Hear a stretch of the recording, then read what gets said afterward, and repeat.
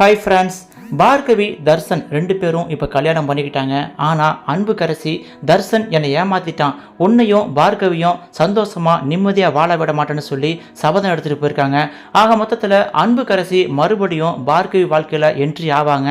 ஏன்னா தர்சன் அவன் புத்தி எப்படி மாறுன்னு சொல்ல முடியாது. ஏன்னா தர்சன் குணசேகரம் புள்ள, அதனால் அவன் திடீர்னு மாறி மாறி பேசுவான். இப்போதைக்கு பார்கவி மேலே அன்பு மலை பொழிஞ்சுக்கிட்டு தர்சன் ஒரு கட்டத்தில் அப்போ குணசேகரன் இல்லை அன்புக்கரசி பேச்சை கேட்டுக்கிட்டு பார்கவியை எதிர்க்க ஆரம்பிப்பார். இதனால் பார்கவி வாழ்க்கை நிம்மதி இல்லாமல் தவிக்க போகுது. பார்கவி என்ன செய்ய போகிறாங்க?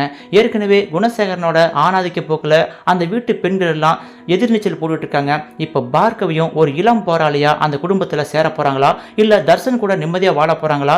தர்சன் அவன் புத்தி எப்படி இருக்கும்? திடீர்னு மாறி மாறி பேசுகிற தர்சன் எப்போவுமே மாறாமல் பார்கவி பக்கம் ஸ்டாண்டர்ட் நிற்பானான்னு சொல்லி தொடர்ந்து பார்க்கலாம். எதிர்நீச்சல் குடும்பத்தில் அடுத்தடுத்து என்ன கலவரம் வரப்போகுது, என்னென்ன பிரச்சனை வரப்போகுது, அந்த பிரச்சனைகளை எல்லாம் அந்த வீட்டு பெண்கள் எப்படி சமாளிக்க போகிறாங்க, குணசேகரனோட அடுத்தடுத்த திட்டம் என்ன, அந்த வீட்டு பெண்கள் குணசேகரனோட திட்டத்தை எப்படி முறியடிக்க போகிறாங்க, எத்தனை வருஷம் கழிச்சு குணசேகரனுக்கு ஒரு புது வில்லன் முளைச்சி வர போறான்னு சொல்லி புரோமோல சொல்றாங்க.